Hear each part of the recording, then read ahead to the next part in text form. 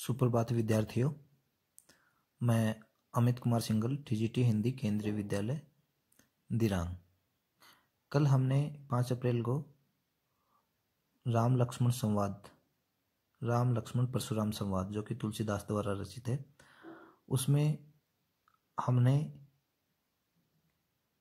इस राम लक्ष्मण परशुराम संवाद में 1, 2, 3, 4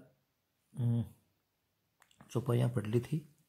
तो आज हम 5वीं और 6वीं चौपाई पढ़ेंगे। इसमें कुल 6 पद हैं, 6 चौपाइयाँ हैं, तो 4 हमने कंप्लीट कर ली और 5वीं और 6वीं आज हम पढ़ेंगे। तो आइए हम देखते हैं। यहाँ परशुराम है, उनको लक्ष्मण जी बार बार क्रोध दिला रहे हैं और वो परशुराम है वो अपने फरसे पे घमंड करते हैं, अपने बल और प्रताप पे घमंड करते हैं, जबकि ऋषि मुनियों को कभी भी क्रोध नहीं करना चाहिए। और जो लक्ष्मण हैं उन्हें बार बार छेड़ते हैं। तो आइए हम ये देखते हैं। तुम तो काल हाँक जनु लावा। ऐसे लगता है कि तुम तो अपने साथ काल को हाँक के लाए हो। यहाँ काल से क्या मतलब है? मृत्यु से।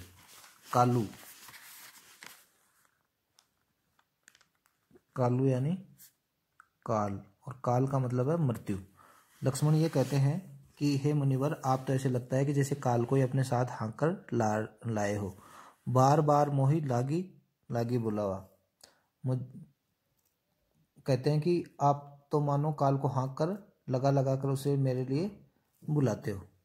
बार बार मोही लागी बुलावा, लाग कर मेरे लिए बुलाते हो। यहाँ देखिए, हमने पिछले पद में भी पढ़ा था, यहाँ बार बार एक शब्द आया है, बार बार, और एक ही शब्द का दोनों ही बार एक ही अर्थ है।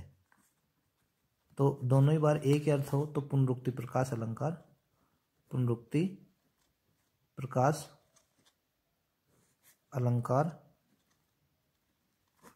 अलंकार है यहाँ। सुनत लखन के बचन कठोरा। सुनत यानी सुनना, लखन यानी लक्ष्मण के, वचन यानी वचन, कठोरा यानी कठोर। लक्ष्मण के कठोर वचन सुनकर परसु सुधारी धरेउ कर घोरा। लक्ष्मण जी के कठोर वचन सुनकर परशुराम ने क्या किया? परशुराम ने अपने भयानक फरसे का सुधार कर ठीक प्रकार से किया। परसु सुधार ही धरेउ कर घोरा, यानी अपने जो घोर, उसका बहुत धारदार हथियार है फरसा, उसको उसने ठीक प्रकार से व्यवस्थित कर लिया है।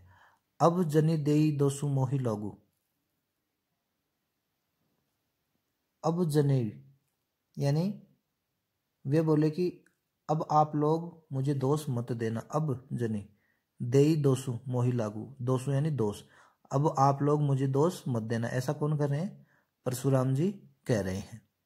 कट्टुवादी बालक बद जोगु। कट्टु यानी कड़वे, कट्टुवादी कड़वी बात करने वाला, कठोर वचन बोलने वाला, बालकु यानी बालक, बालक कौन है? लक्ष्मण। बद जोगु, बद यानी वध यानी मारना। तो यहाँ वध जोगु कौन है?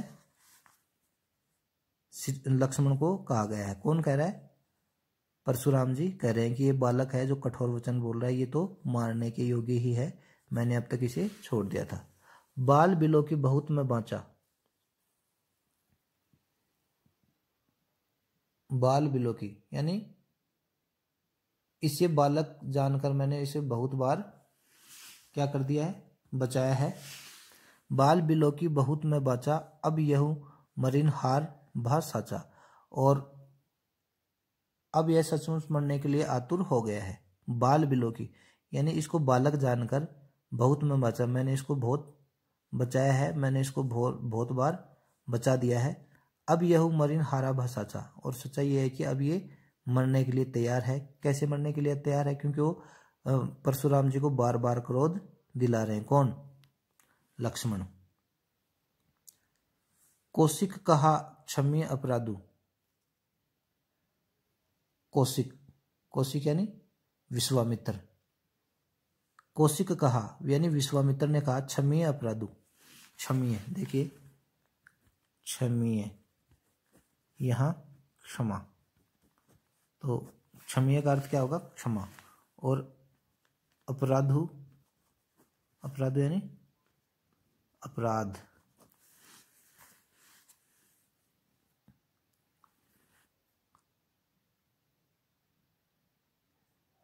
बाल दोष गुण गुणही ने साधु, बाल दोष यानी जो साधु लोग होते हैं, बाल दोष यानी बालकों के दोष, गुण गणही, गणही यानी गिनना, गणही यानी गिनना। जो साधु संतों का स्वभाव क्या होते हैं? वो बालकों के दोष को नहीं देखते। साधु लोग क्या होते हैं? बालकों के आचरण की तरफ ध्यान नहीं देते। बालकों के दोष और गुणों को साधु लोगों को नहीं गिनना चाहिए, उनकी तरफ ध्यान नहीं देना चाहिए। खर कुठार में अरु करने को ही आगे अपराधी गुरुदोही।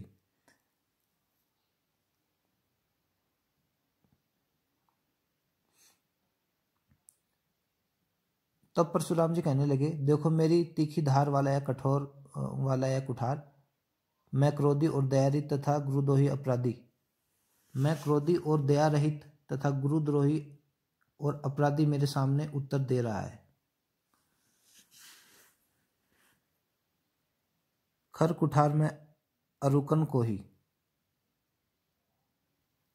पर तब परशुराम जी क्या करने लगते हैं कि देखो मेरी तीखी धार वाला या कुठार यानी कुलाड़ा, आगे अपराधी गुरुद्रोही यानी जो क्या है?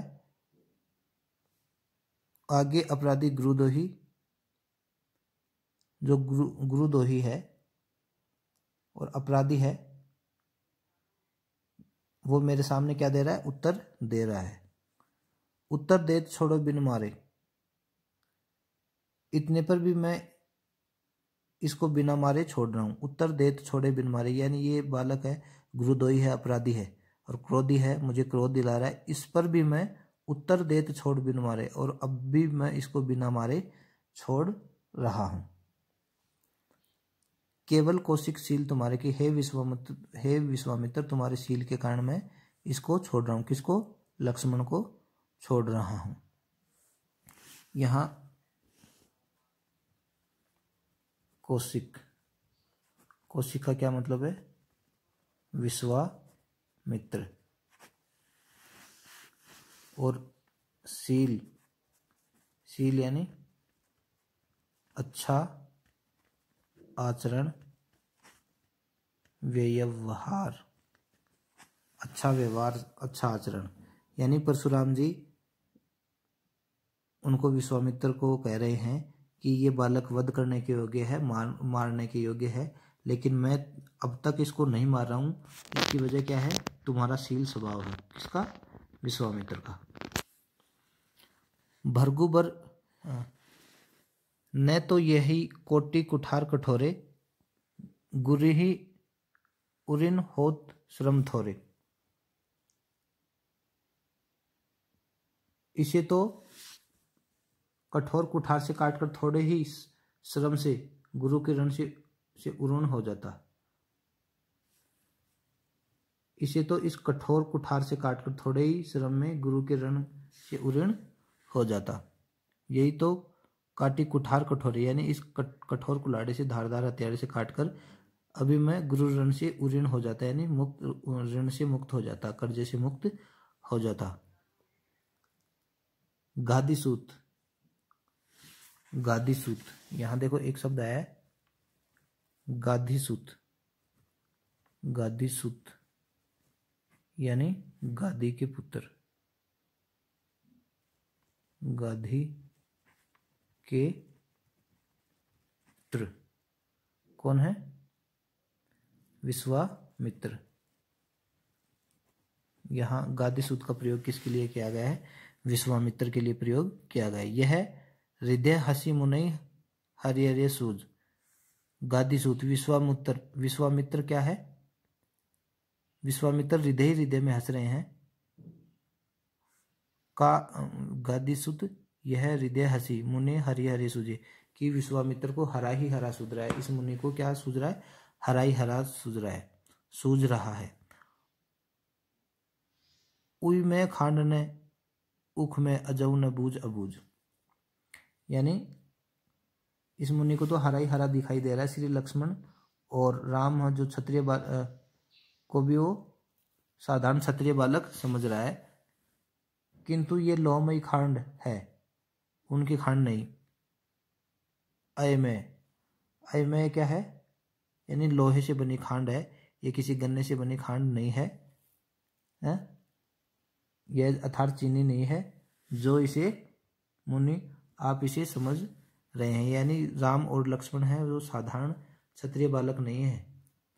और वो विश्वामित्र हम मन ही मन में हंस रहे हैं कि वो इनकी ताकत का अंदाजा परशुराम को नहीं है, इनको तो हरा ही हरा सूझ रहा है।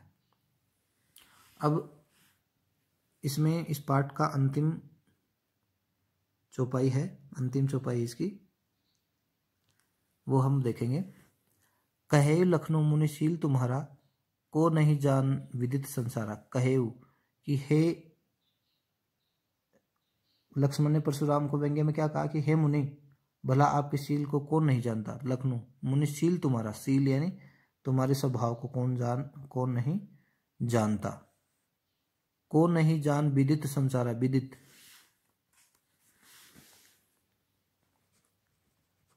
विदित यानी जानना, जानता है, कौन नहीं जानता है संसार। इस संसार में तुम्हारे स्वभाव को कौन नहीं जानता है।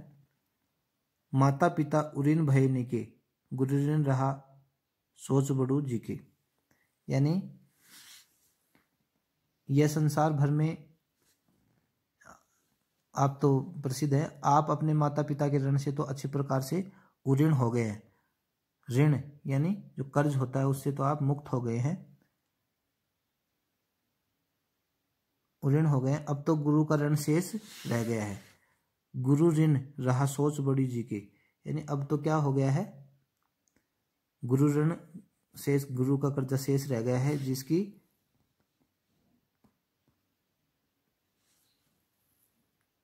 मन में उसकी बड़ी, सो आपको मन में उसकी बड़ी चिंता है। किसकी, गुरु ऋण की। सो जनु हमरे माथे काटा, और आपने वह ऋण क्या हमारे माथे ही काट दिया। सो जनु हमरे ही माथे, माथे यानी माथे पे, काटा यानी निकाला। वो ऋण को किसके माथे पे निकाल दिया, हमारे माथे पे निकाल दिया। दिन चली गई ब्याज बहु बाड़ा, और बहुत दिन बीत गए हैं, उसका ब्याज भी बहुत बढ़ गया। हम किसी को कर्ज देते हैं तो उसके ब्याज लगकर वह कर्जा और ज्यादा हो जाता है, ऋण और बढ़ जाता है। अब आनिए व्यवहारिया बोली, तुरंत देव में थैली खोली। अब हिसाब किताब करने वाले को बुला लीजिए। अब आनी व्यवहारिया बोली, व्यवहार यानी व्यवहार करने वाले को, जो हिसाब करने वाला है उसको बोल दो, तुरंत देव मैं थैली खोली, मैं थैली खोलकर तुम्हें दे दूंगा, अर्थात तुम्हारा हिसाब क्या कर दूंगा, चूकता कर दूंगा। ये किसने कहा, लक्ष्मण ने। किसे कहा, परशुराम से।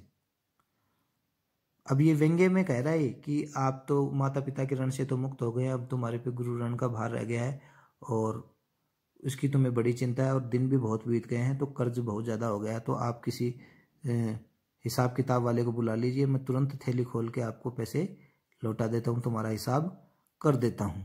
सुनी कटु वचन कुठार सुधारा, यानी उस लक्ष्मण के कठोर वचन सुनकर परशुराम ने क्या किया,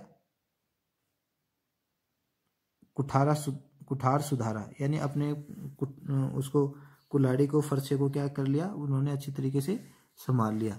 हाय हाय सब सभा पुकारी, और यह देखकर सारी सभा क्या करने लगी, हाय हाय कर उठी, क्योंकि परशुराम भी बहुत ताकतवर था, बहुत क्रोधित था।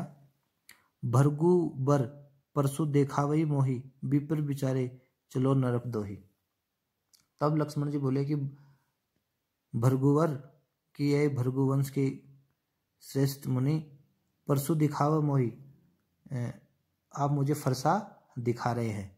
विपर बिचारी बचो नरक दोही, पर हे राजाओं के शत्रु, विपर बिचारी बचो नरक दोही, नरप यानी राजा, नरप दोही नृप द्रोही, नृप यानी राजा, राजाओं को मारने वाला, राजाओं को मारने वाला। यहां नृपद्रोही किसके लिए कहा गया है? नृपद्रोही परशुराम को कहा गया है कि आप तो राजाओं को मारने वाले हैं, पीपर बिचारी बचो, मैं ब्राह्मण समझकर बचा रहा हूं, मैं ब्राह्मण समझकर आपको बचा रहा हूं। मिले न कब हूं सुबट रन गाड़े, मिले न कब हूं, तुम्हें कभी नहीं मिले। कौन? सुबट रन गाड़े। रन यानी मैदान में, आपको युद्ध के मैदान में बलवान और वीरवान व्यक्ति नहीं मिले। मिले न कबू सुबट रन गाड़े यानी तुम्हें युद्ध के मैदान में कभी सूरवीर और ताकतवर व्यक्ति नहीं मिले।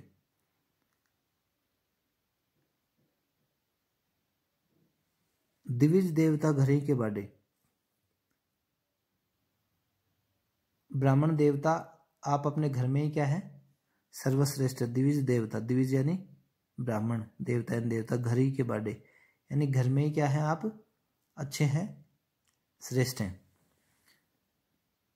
अनुचित कही सब लोग पुकारे, यह अनुचित है तब अनुचित कहीं सब लोग पुकारे, सब लोगों ने क्या कहा? अनुचित कहकर पुकारा। रघुपति शयन ही लखुन नवारे, शयन यानी संकेत से ही इशारा करके, अपनी आंखों से इशारा करके रोक लिया, शयन कर लिया। लखन उत्तर आहुति सरिस भृग कोपु करसानु, लक्ष्मण जी के उत्तर से परशुराम की क्रोधाग्नि में आहुति के समान काम कर रहे थे। लखन उत्तर यानी लक्ष्मण के उत्तर, आहुति सरिस, सरिस यानी समान, आहुति के समान। जिस तरह से यज्ञ में आहुति डाली जाती है तो अग्नि और भी बढ़ जाती है। भृग बर कोपु करसानु, करसानु, करसानु, करसानु यानी अग्नि। कौन सी अग्नि है? क्रोध रूपी अग्नि है। किसकी? भृग बर कोपु यानी जो भृगवंशी परशुराम है उसकी क्रोधाग्नि को और बढ़ा रहे हैं। कौन? लक्ष्मण के उत्तर बढ़ा रहे हैं। बढ़त देखी जल सम बचन बोले रघुकुल भानु, और बात को बढ़ती देखकर यानी बात ज्यादा बढ़ गई है, बढ़ती देख जल सम बचन बोली रघुकुल भानु यानी बात को अत्यधिक बढ़ते देखकर श्री रामचंद्र जी ने क्या किया? जल के समान शांत करने वाले वचन बोले यानी ठंडे छींटे दिए। तो इसमें 2-3 क्वेश्चन बनते हैं कि परशुराम के सिर पर किसका ऋण शेष रह गया? परशुराम के सिर पर गुरु का ऋण शेष रह गया था।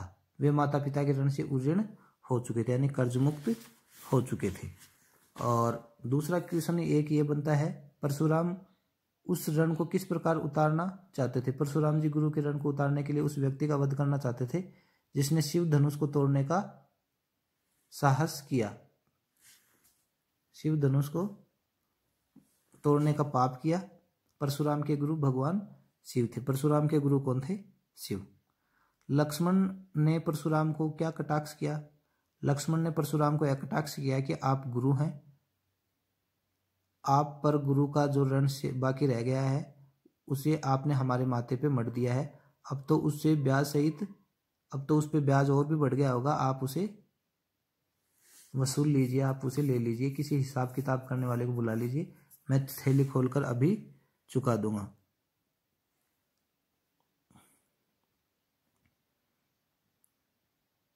अबू अन्य व्यवहारा बोली तुरंत देव मैं थैली खोला है।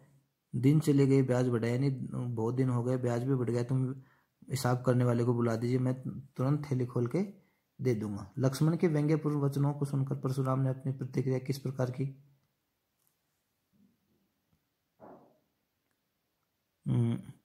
सुने कटु वचन कुठारा यानी लक्ष्मण के कठोर वचन सुनकर मुनि ने क्या किया? अपने कुलाड़े को सुधारा, अपने हाथ में ले लिया। उसने परशुराम ने क्या है? अपना फरसा निकाल लिया और उसे लक्ष्मण पर वार करने को वो क्या हो गए? तत्पर हो गए, वध करने को तत्पर हो गए। लक्ष्मण के किन वचनों को सभा ने अनुचित बताया? सभा ने लक्ष्मण के इन वचनों को अनुचित कहा कि मैं ब्राह्मण समझकर आपको बचा रहा हूं, आप अपने घर में ही श्रेष्ठ बने हुए हैं, आपको रणवीर में आपको रणवीर नहीं मिले, यानी युद्ध में कोई अच्छा व्यक्ति नहीं मिला, तगड़ा व्यक्ति नहीं मिला। राम के स्वभाव की किन विशेषताओं उभरकर सामने आई है? राम लास्ट में क्या है? बढ़त देखी जल सम वचन बोले रघुकुल भानु, रघु सूर्यवंशु, भानु कौन? श्री राम। वो क्या है? उसके क्रोध को जल के छींटे देके शांत करता है, क्रोध को शांत करता है, और लक्ष्मण को इशारे से, अपने आंखों के इशारे से रोकने को कहता है, चुप रहने को कहता है। तो प्यारे विद्यार्थियों, ये तीसरा वीडियो है, आपको जरूर पसंद आया होगा। आप इस पाठ को अच्छी तरीके से पढ़ना है और वीडियो को अच्छी तरीके से सुनना है। धन्यवाद।